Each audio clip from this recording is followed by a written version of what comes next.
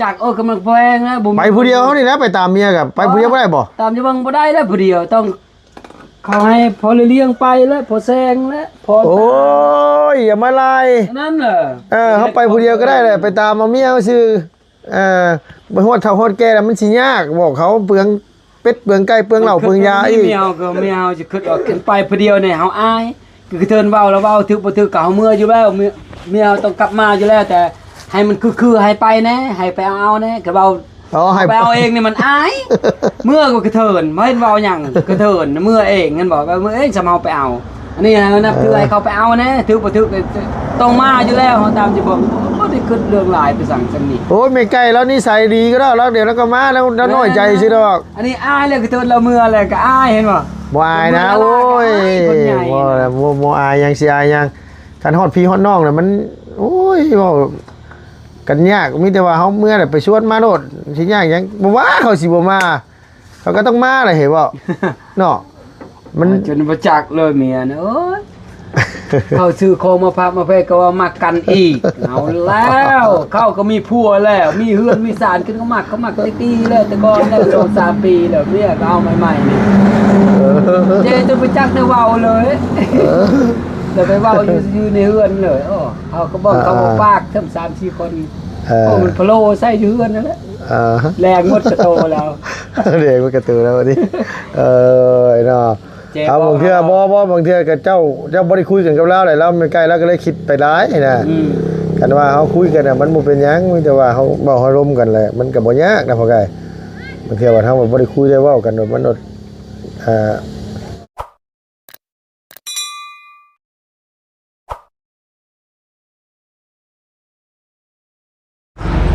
เอาไว้กินหมากเลยเด้อเอาไว้กินหมากเลยเด้อเอาไว้กินหมากนะมึงนี่ตัดออกได้ดิโอ้ยเนาะ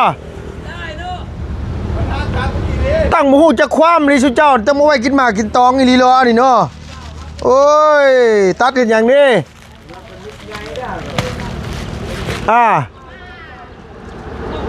กินหน่อยได้ผัวมาได้ลูกมาปัจฉิบุมีเขากินแน่น่ะสิบอกฮัน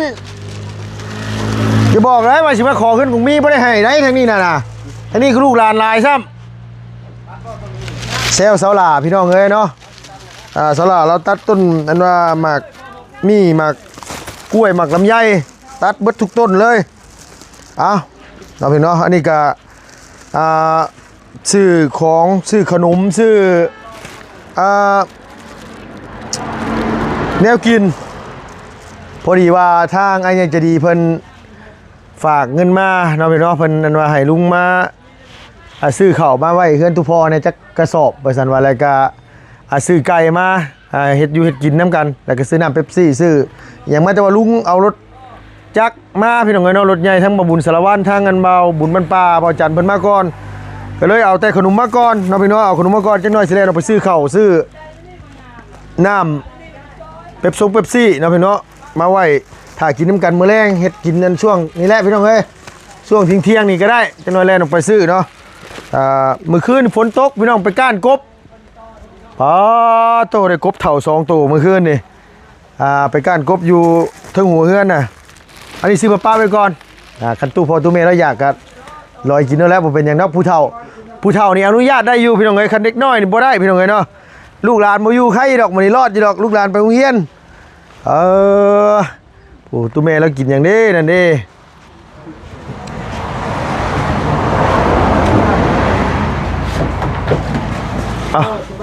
โดยสบายดีใช้ลูกสาวหลาจะไปไหนน่ะบอกไปดองไปแม่นดองกันบ้านชุกีไหนโดยนั่นแหละนั่งมีไปไหนนั่งมีพี่เสียอย่าให้บอกบ่มีแม่นมันไปล้างมือก่อนกำลังเตรียมไปเสียอย่าให้บอกคือเห็นงุ้มอยู่กันผูกชวนผูกเสียอย่าให้แล้วมึงนี่ดุดีรอพี่น้องเนาะเขาซื้อขนมมาไว้เห็นว่ากินพร้อมกันกับเด็กน้อยมื้อแรงโดยนั่นแหละอันนี้นั่นเงินอย่างนี้เนาะเบิ่งซื้อเป็นงัวกับอันว่ารสดีมาเฮ็ดให้กิน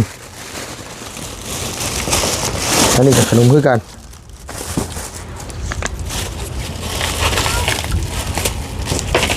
นอนเถอะนี่แหละลูกเอ้ย หืม แต่ว่าให้ลูกคนพ่อให้ได้ยาดี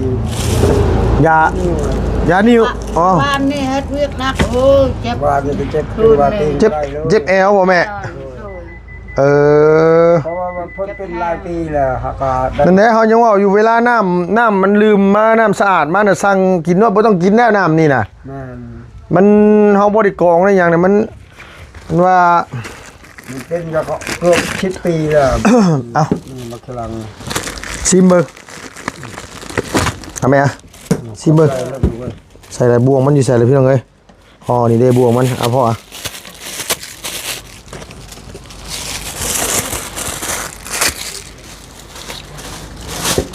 นี่อันห้อยไว้มื้อแรงพุ่น โดย ห้อยไว้หมดมื้อแรงจะให้ลูกเฮ็ดกินมันยังก็เฮ็ดกิน โดยเขายังไปซื้ออันนี้อยู่ไปซื้ออันว่าข้าวกระสอบหนึงแล้วก็ไก่ให้เพิ่นว่าอยากให้มาเฮ็ดชูนี่แหละครอบครัวขึ้นซ่านแถวนี้ได้กินไม่ซั่นว่าเพิ่นอยากเลี้ยงกับทีมงานนำแน่เฮาสิบอกทีมงานมากินน้ำบ่แดงก็มีสงสัยอยู่พุ่นเนาะพ่อเนาะอยู่สวนมันพุ่นไปจักเนาะ มันนี่ละลุม โดย อันคือกระเป๋าเปียง ไปสวนมันแล้วพี่น้องไอ้สวนมีสงสัยเพิ่นว่าท่านได้กินข้าวเช้าช้ำจักกันบ่ กินแล้ว ก็มีได้ไผไปก้านกบนะแม่ เขาเอาแล้วก็มี เออ เลี้ยงจะดี พอไปเรื่อง เอาไงอ่ะโดยอันว่ามือไหนสิลงมือเฮ็ดน่ะคอกหมูน่ะ จักยังมาแล้วคุณ คุณโก โก้ ย ย เพิ่นนี่บ่ปูนยังบ่ทันจะมาบ่แล้วไปมาก่อน เอาเฮาสิสั่งปูนมาจักหน่อยเพราะว่ามื้อวานนี่เขาบ่มาส่งมื้อนี้เขาน่าจะมาส่งอยู่ดอก โดย สั่งมาก่อน10เอาจัก15สอบว่ะ ต้นมือนี่แหละแต่ว่าคนคุดคุ้มกล้วยนะดู เมียปืนไหน ต่อไอ้ลบคุมกล้วยบ่ โอ้ยคุดทั้งพอนี่แหละ ไล่ฮอดจะคุมเลยลบ ผมก็ได้เข้าไป80ก็นี่แหละ 89หม้อร้อยเลยเนาะ ผมบอกว่าเนาะ ใกล้แล้วสู่ไปเรื่อยๆหาเงินนั่นว่าเลี้ยงลูกพี่น้องเอ้ยลบก็ได้ลูก6คนป้าโธ่หยุดแล้วบ่รถพอแล้วบ่อย่าบอกได้ว่าเอาอีกนะบ่พอก็บ่ไหวได้เฮ้ยเนาะเออ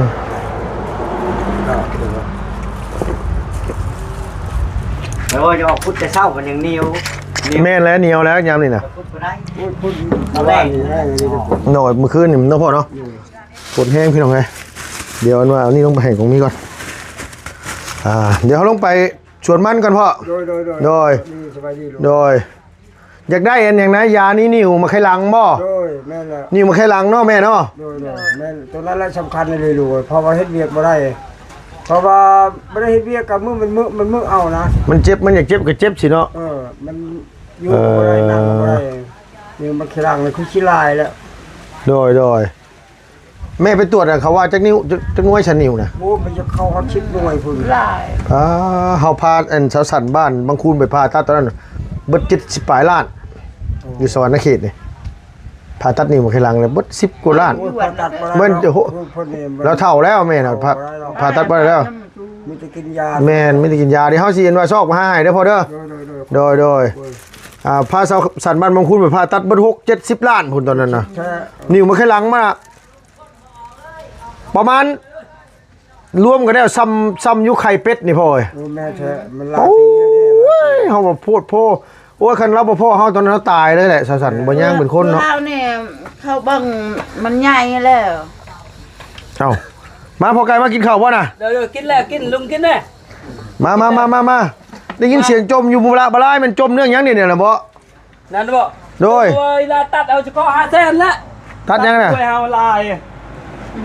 ตัดก่อนก็เขากินเอากินได้แล้ว ตัดกล้วยเจ้าบ่ แม่นตัดหมดเลยกกล้วยนะแล้วเขาเราเบาแล้วเราทำแล้วเฮาจะคอทำแล้ว เนาะโอ้ย กบเนาะลุงเนาะ ตายเนาะใส่อันว่าไอ้ไก่ครับอันว่าอันยังซื้อยังนะ ไปสิ ไม่ซีไปใช้น่ะ เขาไปเฮือนพอเท่าเขาแล้ว ฮะ เขาไปเฮือนไม่เท่าแล้ว ไปขึ้นไม่เท่า แม่ ไปขึ้นไม่เท่าได้นี่พอไกลถามขออย่าถามดีกว่าเป็น ตะวิทย์แล้วว่าพยายาม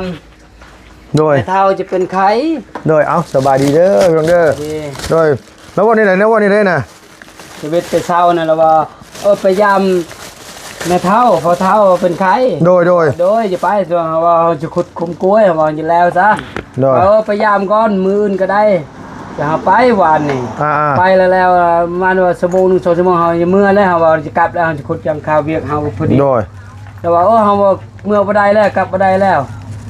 เป็นยังคือว่ากับ บ่ได้แล้วว่าเฮาเสียใจจนเจ้าไปกับเจแหละอ้าว เจ๊สิ ไปกับเจแล้วเจ้าไปด่าเจ้าเว้าน่ะอยู่ตัวหน้าเฮือนเขาแหละเจ้าไปเว้านำอยู่เฮือนแล้วยังเจ้าจะเสียใจเจ้าเว้ากันแล้วล่ะบ่แล้วเฮาอยู่เลยเจ้าเมื่อก็เมื่อเฮาก็เมื่อผู้เดียวเฮามาผู้เดียวเฮาวันนี้ สาเหตุเราคิดว่าเจ้ามีผู้สาว แม่นบ่แล้วเฮามักผู้สาว มักผู้สาวอยู่ใช้มักผู้สาวอยู่ใช้น่ะเพิ่นว่า โอ้มักนะเขาเป็นเมียเขาเลยลุงเอ้ย เป็นเมียเขาซอยเฮาไปว่าหักแพงกันคือลุงนั่นแหละผู้ซื้อของกินซื้อหยังแต่เราว่ามักเหล้าในนั้นน่ะ ไปออกไปตลาดเนี่ยเราบ่มีรถไปเด้ แล้วก็โทรบอกพ่อไก่เอ้ยมาไปส่งแน่ แม่นไปส่งแน่เคยส่ง3 ปีเลยเคยอาศัยเฮาเด้ โดย ไปเด้ อาศัยกัน แม่น หักแพงกัน แม่นใส่ระบันรถซื้อของกินซื้อหมักไม้ซื้อมันย่างกายให้ลูกเอาจนครบนะ ตลอดเขาซื้อแล้วทีนี้เราซื้อแล้วว่ามักเฮามักกันกับเจเลยแต่เขาบ่เมื่อเห็นล่างเฮานั้นซะ ว่าง่ายว่าเราน้อยใจ แม่น เราน้อยใจว่าพ่อไก่นี่สงสัยสิมีผู้สาว แม่น ไปหันไปนี่เดี๋ยวผู้สาวซื้อหมักไม้หมักตอกมาให้ แม่น แต่เราคิดว่าพ่อไก่กับคนที่ซื้อให้นี่มากัน แม่น เอาเราบ่ได้คิดว่าว่า มันบ่คิดว่าเขาหักแพงกันสงสารให้ลูกเฮากินเด้ เขาบ่ได้คิดว่าเขาซื้อมาให้ฝากลูกฝากเต้าเฮา แม่น เราคิดว่ามากัน มันคิดว่ามากันอีก มื้อใดล่ะสิมาบ่เนี่ย จักยังบ่จักเบิ่งพอเฒ่าเฮาสิโทรบอกเบิ่งแล้วพอเฒ่าให้เมื่อ โดย ก็ดีให้เมื่อบ่เป็นหยังเป็นเรื่องหยังซำนี่เจ้า โด ก็ ย นึกส่งมาเจ้าก็เว้าใส่เลยเด้นำเจเลย เจ้าจะไปเด้อธนานำเมียผัวเด้อเจ้าก็มีผัวก็แล้วเนาะ โดย มันเว้าพุ่นอยู่น้องแดงมันเว้าวานซื้อนี่กับปองมีเนี่ยเฮาก็บ่จักเรื่องหลายหยัง เราไปบอกเจ้แล้วว่าเจ้าจะไปเด้อน้ำผัวเฮามันบ่งาม แม่นไปเว้าอะไรก็แล้วเนาะ เจ้ามีผัวแล้วผัวเฮาก็มีเมียแล้ว แม่น บ่อยากให้ไปนํกัน มันเล่าเว้าเลยเมียเอาไปเลยเด้ แม่ไก่ไปเว้าแล้วอยู่ โอ้ พุ่น ไปเว้าเลยเด้แล้วเราบ่ว่าเราว่าเมียเฮาบ่เข้าใจเขาฮักแฟนกันลูกเฮาซื้อของกินมากมายมามอกเคยใส่นํกันว่ามักกันอีกเมียเขาว่าเมียเฮาบ่ได้เข้าใจนะนั่น โดยคนเจ้น่ะเจ้คนบ้านดงแดงเองบ่ดู คนแดงคนลาวคนปักเซนี่แหละ อ๋อโดยแต่ว่า มาอยู่นี้ แต่บัดที่นี่แล้วเพิ่นคิดว่าเฮานี่มักฮักกัน แม่น มันบ่แม่นเนาะพ่อไก่เนาะ มันลืมซะเขาซื้อของกินให้ลูกกินว่ามากันคือมากันเขาบ่ได้เอาซ้ํเจ้าเอาแต่ก่อนเด้อถือกันมาครับแฟนกัน2-3 ปีเลยลุงน่ะแม่นปีนึงนี่น่ะใหม่ๆนี่แม่นว่าเทื่อเดียว2เทื่อนี่ไปตลาด3-4 ปีแล้วก็มากันค่อยก็เอาเจ้เลยเจ้าจะเอาหยังเจ้าเป็นลูกเป็นเมีย2-3 คนลูกแหละเนาะ โดย ว่ามากันอีกโอ้ ไปตามพ่อไก่เอ้ยเฮาเป็นผู้ชายไปตามเอา แม่น อีหยังไง เขาบ่ผิดมือก่อน เฮาบ่ผิดก็ตามคือเก่าแหละ แม่น เฮ็ดได้ซะลูกเต้าเฮาก็เกิดมาเหมือนกัน เรา นะ ก็บ่ได้ซ้อนำลูกนำเมียบ่ ซื้อนมมาฝากไอ้ไก่กับอันว่าอันนี้พี่น้องเอ้ยไปเลย ขอบใจมือหน้าอีก โอ้ไอ้ไก่กับอันว่าใบซีไปเฮือนหลังมาฉันว่าเอ้า ไหนเนี่ยมาจาดเรา โอ้เราเคยอยู่นี่เขาจะมาก็กันในน้ำเฮาเด้เราให้เฮาเมื่อเนี่ยเราให้แต่แม่บ่ให้เมื่อเราจะให้เคยอยู่นี่เด้กินขนมข้าวต้มลุงซื้อเด้ โดย พุ่นจะกินอย่างอยู่บ้านในบ้านนอกพุ่น โดย บ้านลับบ้านนอกพุ่นเอ้ย เข้าไปเลิกเลี้ยงกินบ่นี่มึงกินบ่อ้าวอยู่บ่น้ำน่ะ เอาเราไปแล้วเอาเฮ็ดชวนปลูกกล้วยเฮาบ่ได้สนเจ้าอยู่ก็อยู่ โดยน่ะโอ้ มักเด้ คิดฮอดได้เนาะพอไก่เนาะใบสีกำลังเป็นแต่แพงใช่ไหมไก่กำลังเป็นแต่แพงพี่น้องเอ้ยกำลังคิดฮอดได้สำนัก มากันเลยยันหานมกลางคืนแล้วเราจะมาเขาไปเล่นน้ำกับแม่เขาไปอยากไปนะแม่เขาจะไปเบิ่งเฮานี่บ่ โดย เขาบ่เคยอยู่ดุเคยอยู่กับแม่เด้ โดยมาที่นี่แหละก็เลยอันว่า จักลุงชิวได้ไหนพี่น้องเนาะ มีแต่ไปตามมาแล้วพอไก่เอ้ยตามเอามีแต่ว่าเขาไปตามเขาบริพิษยังเขาก็บอกว่าเจ้าคิดไปเองเจ้า แม่นแล้วเมียเขาไม่ได้เข้าใจเขาแฟนกันลูกเว่ามากันอีก ไปเอาตะคือ อย่าเครียดอย่าสั่งอีกอ้าว ไปเนี่ยเอา ดื่มจะเขามาซื้อเครื่องซื้อทางมาให้มากินลูกมากิน โดย ผู้อื่นไปจะซื้อให้ครับแฟนกัน เอาตู้ก็ได้ ฮู้จักกับอันมาอันเจ้นี่เนี่ยจักปีละ 2-3 ปีเลย 2-3 หั ปี กแฟ เลย นกันนะลุงนะ อ่า ยังเขาซื้อมาให้กินเด้ โดยแต่ว่าเรามาอยู่ย้ายมาอยู่นี่เนาะเรามารับซื้อกล้วยบ่ รับซื้อกล้วยเดี๋ยวเราอยู่นี่เลยเอาตัวเลย โดยแต่ประเทศเมกาเราวัด สงสัยว่ามากันน่ะ เอ นั่นซะมันส อบ ายเลย โดยเอาความคิดของคนห้ามกันบ่ได้เนี่ยนะเฮ็ดได้ใช่ กินเบาน้ำเจแล้วก็แล้วเจออยู่ โดย เมืองอยู่พ้นเฮือนมาเท่าถูกกระยาเฮือนเอาเอง โดย ทางกระยาเฮือนมาพ่อแม่เฮาไม่ได้อยู่เฮือนพ่อแม่ผู้หญิงให้บอกแบบคนลาว โดย คนไทยจะมาเนี่ยมัน โดย คนลาว โดย ไปอยู่เฮือนผัวผู้หญิง โดย ผู้ชายล่ะเอาเมียมาอยู่เฮือนพ่อแม่ แต่รู้จักเกิดทุกข์ยากโอ้ย เมื่อกี้ก็ทุกข์หรอกข่อยว่าเราน้อยใจ แม่น้อยใจเฮาจะไปกับเจแหละ โดยน้อยใจยันแบบเราคิดไปต่างๆนานาเลยแล้วก็น้อยใจสินะพอไกลแล้วก็เลยแบบว่านิสัยของมียิ่งเนี่ยห้ามเขาไม่ได้ดอกบางทีอะไรเขาคิดว่าเขาอาจสิแม่ในรีโบนู่นนี่นั่นแหละเขาไม่ได้ถามเวลาย่ำมื่อคืนมาไม่ได้คุยกันบ่สัตว์ บ่เฮาก็ไปเวียกเด้ไปการเครียดไปยังลุงมาซื้อของพระนี่ก็บ่พบซ้ํไปแล้ว โอ้มือได้สิไปตามมันมือได้สิไปตามแล้วน่ะ เบิ่งก็ประมาณ 2-3 มื้อเลยเบิ่งพอเฒ่าเฮาอยู่พร้อมครับ เย็ดไอ้ประตูอุกใจแล้วเนาะตู้เนาะนะพ่อเนาะบริพิษได้ให้กันนีมือเฮือนหลังขี้คาดว่าความเลยนะพ่อเนาะพอเฒ่าฮอดแก่แล้วมันเป็นอย่างมันยาก ว่าเลยก็เราตามก็เราไปไอ้น้องก็บ่ได้เว้าหยังมีแต่ฟังพ่อเมียแหละเนาะเฮามี บ่เขามีแต่ว่าเขาไปตามมาโลดตามมามันบ่เสียเกียรติดอกเพราะใครเขาตามลูกตามเมียเขาบ่เป็นหยังก็ได้ว่าว่าง่ายว่าเขาไปนะเขาก็ว่าง่ายว่าบอกกับพ่อเฒ่าไม่เฒ่าแล้วเขาบ่ได้ผิดหยังเพิ่นคิดไปเองถ้าสมมุติว่าเพิ่นบ่มักให้เขาไปแบบนั้นก็จักสิห้ามจังได๋คันห้ามแบบนั้นก็ซ้ำให้เขาผิดกับให้กับเจ้กับหมู่กับพวกแล้วแม่นบ่ล่ะ แม่น คันเพิ่นห้ามว่าบ่ให้เขาไปตลาดตะลีนํกันว่าแนวใดก็เอาเพิ่นอาศัยเขาอาศัยเพิ่นนั่นแหละบางเทื่อ แม่นอยู่นั่นน่ะลุงผู้นึงใส่ผู้นึงแขวงกัน โดยสมมติว่าเฮาขาดเงินขาดทอง เงิน แบบ ขาดทองเขาให้นะ2-3แสนน่ะ บางเทื่อก็ยืมกันได้สินะสมมุติว่าให้ตัดขาดกันโนดมันก็บ่ถึกมีแต่ว่าเฮาเว้าให้เขาเข้าใจหันแหละว่าเฮาบ่ได้คิดไปทางบางทีมันบ่แม่นก็มีแต่ว่าเว้าเอาหั่นแหละแนวใดก็ต้องยอมไว้ก่อนได้เฮาน่ะเฮาเป็นผู้ชายเฮาต้องยอมไว้ก่อนได้พ่อก็ เข้าใจแบบติดชำบ้านเดียวกันน่ะน้องแดงนี่ผู้นึงเคยใช้ผู้นึงบ่มีเว้าในนั้นเด้อจะเว้านี่เจ้าบ่เข้าใจ ยอมอัน โน้ยมีแต่ว่ายอมรอแล้วค่อยไป ทองแพงลูกจะเว้านี่เป็นขี้ลายไปเว้าใส่อยู่เฮือนเขาอีกมันยังเขาให้มากินบางคนก็เขาให้หมดแต่ละบ้านแต่ละเมืองอ้าวติดกันเบิ่ใหม่รถชื่อยังรู้จักเขามาหาเฮา คือไปนำเขาเลี้ยงหมดเอาทั้งชื่อของกินทั้งอย่างมันได้ดูหมดเขาเลี้ยงกินข้าวกล้องแล้วเขาดูว่าเรื่องอาศัยรถจืดนั่งรถเข้าก็มีบ้านเข้าก็มีคือเขาไปหาเฮาเคยหาแฟนกันหาแฟนลูกเอาแน่เห็นบ่ทุกอย่างเขาซื้อมากมายมากมอกเงินคำเขาอยากให้เห็นบ่ลุงอ่ะอยากให้น้อยก็น้อยโพดใหญ่ก็ใหญ่โพดมันบ่คือซื้อมากมายกินนี่ก็ซ้ำสิกินเลยเด้เต็มทงเต็มย่างกระตารถเขาซื้อมาให้เป็นแสนอยู่มีแต่ว่าไปตามมาแล้วมีแต่ไปว่า เข้าใจแต่เขาหักแฟนกันน่ะ มีแต่ไปว่ากับเราจับเจือบอกกับไม่ไกลนะมีแต่ว่าเมื่อซะพอลูกเต้าเฮาแล้วมันยังน้อยอยู่มันได้อยู่ร่วมกันในเดือนบางเทื่อเรื่องบ่เป็นเรื่องจะได้ปะได้ห่างกันมันบ่นี่ปานใด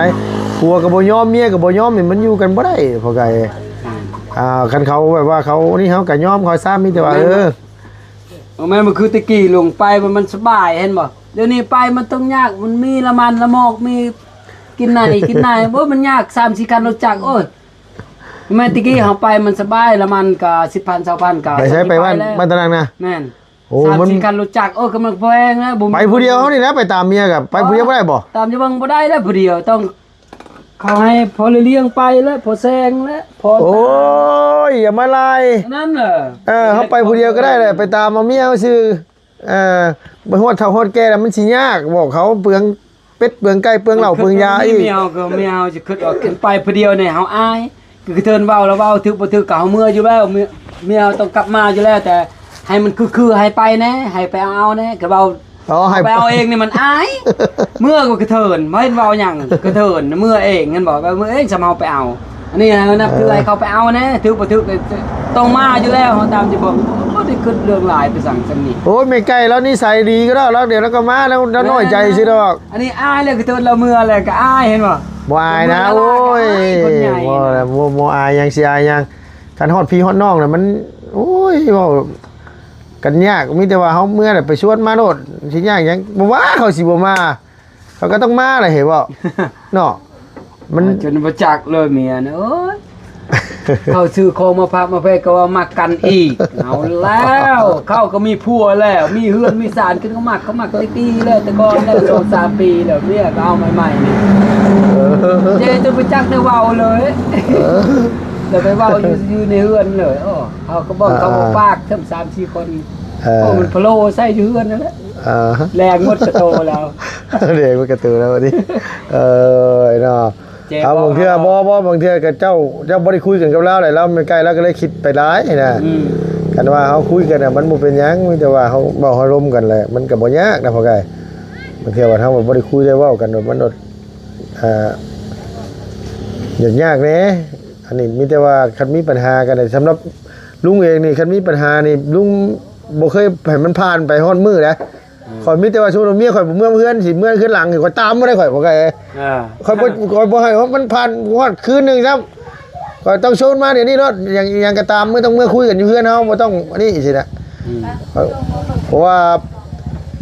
มื้อคันมันเลยข้ามคืนมันนอนบ่หลับข่อยน่ะนอนยะบ่ไงซับนอนบ่หลับได้พอไกลข่อยน่ะเคยอยู่น้ำลูกหลานเนาะ แม่น ลูกน้ำเมีย มีแต่ว่าให้ลูกเมียมาคุยกันอยู่บ้านอยู่เพื่อนเฮามีหยังก็เว้ากันคันบ่พอใจหยังก็จังว่ากันอีกเทื่อนึง ยังเฮายังมีไอ้น้องพ่อแม่ โดย แม่นบ่เดียวเจอ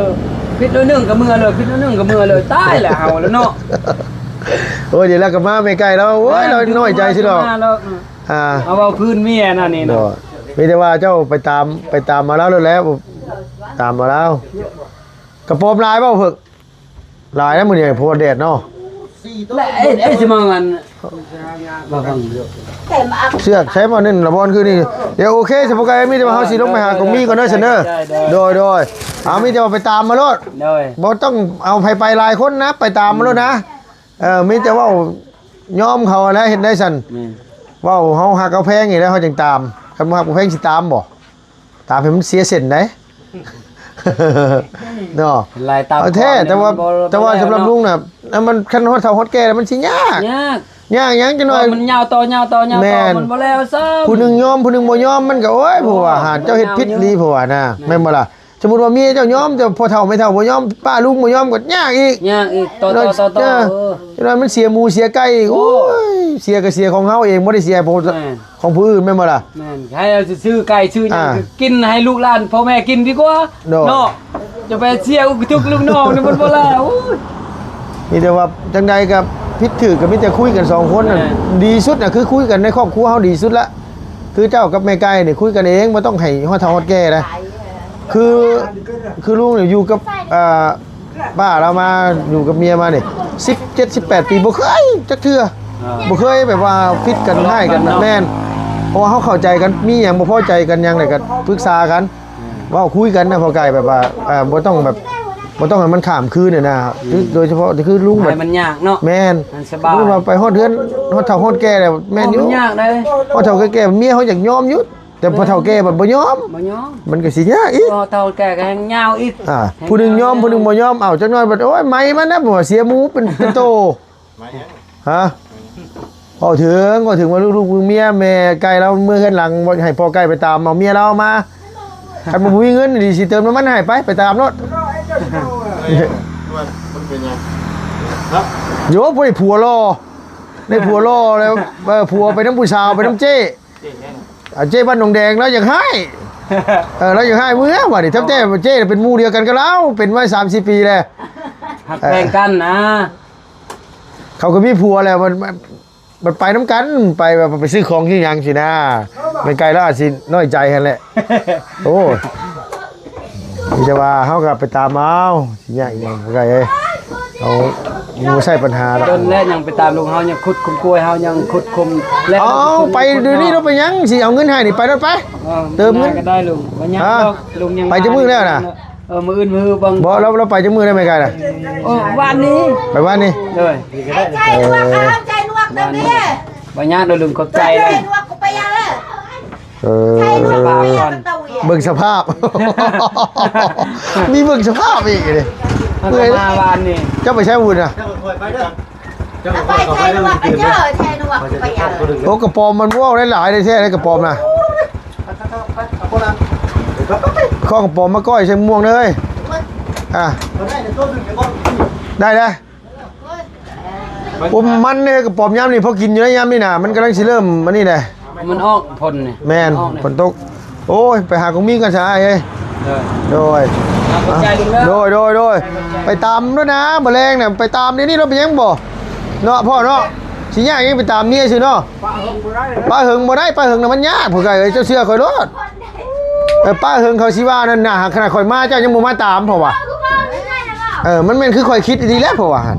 มันก็สิยากอีกเฮาก็สิเว้าใหญ่ แห้งมือเขานะ ฮะ แห้งเขามาแห้งเขาเฮ็ดความที่เขาตามอยู่บัง บ่โอ้ยเจ้าไปเว้าจับเจือเอาบ่คันตามบ่ได้ไปเฮาสิพาไปไปกับเฮานี่ไปกับเฮานี่บ่ยากคันไปกับเฮาน่ะเฮาเว้าบ่ฮอด10ควบมาเฉยน่ะ